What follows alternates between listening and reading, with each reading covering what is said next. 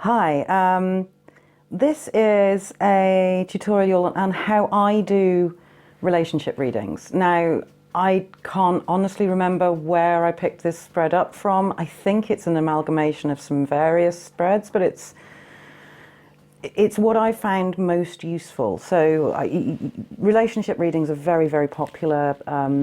People like to get advice on their relationships. I do a lot of them. It's quite hard sometimes to explain that you can't really ever know what's going on inside someone else's mind. God, I don't know what I'm doing in my mind 90% of the time. Why would why would you know? How can we possibly go? And this person is thinking this. But it is a really useful tool for doing snapshots. I have found it remarkably accurate and remarkably helpful. At least that's what my clients tell me anyways. So the basis of it, this is the relationship card.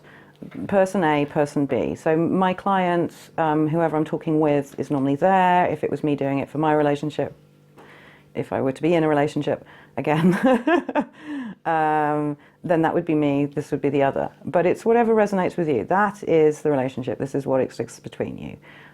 What pulls together, what blocks, what helps, what hinders, positives, negatives. The negatives tend to be in the crossing over point because they're bars too.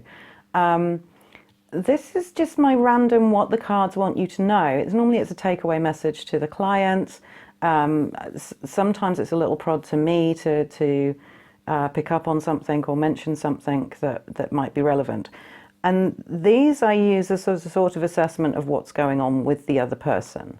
Again, you can't really know what's going on in someone's mind. Our minds are way too complex for 5 cards to be a complete description of somebody's intent or thought or wishes or whatever else we're going to get asked for. But they're a good way of assessing what's going on with the other person, because theoretically the person that you're with knows where they're at. Normally, mostly, you know what I mean. So in terms of this relationship, I would lay them out 1, 2, 3, 4, 5, 6, 7, 8, 9, 10, 11. That's how they would go down. And I normally just put them down card up, if I'm going to be honest. The turning over of cards like this is a bit clumsy and a bit unnecessary, really. I don't really do reverse cards. I think the cards can be negative enough as they are. But sometimes when I collect them back in, I've obviously done a reading recently and just shuffle them, pull them back in, and a card is upside down, I take it as the upside down card. If I've just turned the deck upside down and they're all upside down, either somebody's having a terrible day or time to just turn the deck back up right, turn the cards back up right and start again from there. But yeah, if I'd have turned this over, I would be wondering if that person was struggling to get over some issues. So with this sort of reading, the sun in between them, everything is blissful and happy and healing. Possibly a new baby, but again, I tend to shy away from you're pregnant or there will be a child or what have you, but that can be suggested with the sun, new dawn, new day, new starts, that sort of thing. Wheel of Fortune would suggest that the person is changeable, unsure about the relationship, needs things to change, needs things to get better, or is just hoping for a stroke of fortune. The Two of Swords here, they're undecided about something, and it could actually be about the relationship. It could be that they're kind of looking at it going, well, it's fun. It's fun. But is it going to last? So you work the cards that way in terms of what helps. Ace of Wands, well, you know, new passion, fire, try a new thing in the bedroom. A new burst of enthusiasm, a new start at something. What's not helping? The High Priestess. In relationships, she can often mean secrets or somebody not expressing themselves fully, being very contained and keeping their own wisdoms to themselves. The cards want you to know. So if the person was asking me, this guy and me, we're sort of getting together, it's very new, it's very exciting, is he with someone else? No, he's alone. Also, that this is following, or the relationship is going to be very individualistic to the two of you. You're going to follow your own guiding light. You're going to be that rebellious couple that do them.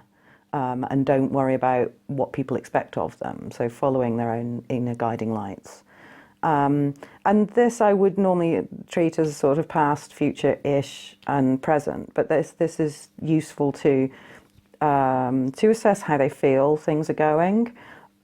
Knights tend to be romantic in this sort of reading. They tend to mean that they want to be passionate lovers, or this is a sort of James Bondy feel. They want to sweep someone off their feet and be very, very passionate about things. And you've got this sort of a lot of wands here. So there's real passionate energy, but possibly he's not good at dealing with his emotions on a very logical level and realizing when he is upset. You've got a lot of odd numbers, so it's suggesting that it's all moving. That's not an odd number, can't count. You've got a lot of odd numbers suggesting it's moving on, and even the card that's not an odd number suggesting instability, the rolling on of things, the changing of things. Even that is about change. So he wants things to change, she wants things to change, but he's sitting in decision waiting for things to change. I mean, one absolute reading of it would be, he really wants to have sex with you. You should, if you feel the same way, you should, and he's waiting for that to happen, possibly. But yeah, that's my my very, very brief explanation of how I do my relationship readings. They've served me really well for years now. They are up on my Etsy shop. If you wanted to have one specific to your relationship, just have a browse, have a look-see. If you don't mind it being completely public, and I wouldn't recommend that, I can do one for you on YouTube and put it up. I might well do a couple of pick a card ones for another day. So yes, look for those later relationship readings in this particular layout. But I hope that was helpful. I hope it was clear. I'm going to go through one more time what each card and why.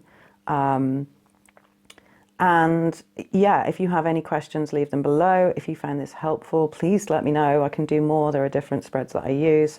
But to go recap really slowly, have you got your pens now? You're all ready, guys. The client, the person, me, their other half, the other person involved. And you don't have to be in a relationship. It's just another person, somebody that I fancy. What's going on between the two of them at this present point in time? Everything is changeable. What will help things move forwards, progress, become better? What hinders things? What's not helping things? What will make things get worse?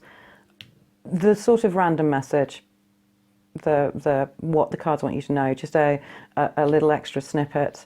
And then what's going on with the other person, because they kind of know what's going on with them. And you could do two layers, obviously, and do one that's what's going on with the person that you're talking to and what's going on with the person that they want to know about. But I've always found this sort of the more liked version of it. Yeah, good luck with your practice, guys. And let me know how it turns out for you. If this does turn out to be someone else's spread, by the way, and it's possible because I read a lot of books and there's a lot of spreads out there by a lot of people, again, let me know and I will give full credit to them, because if I didn't just sort of piecemeal this together and make it up on the spot, then somebody deserves credit for it because it's brilliant. All right. Thank you so much. I will speak to you again soon. Blessed be. Take care, Carol.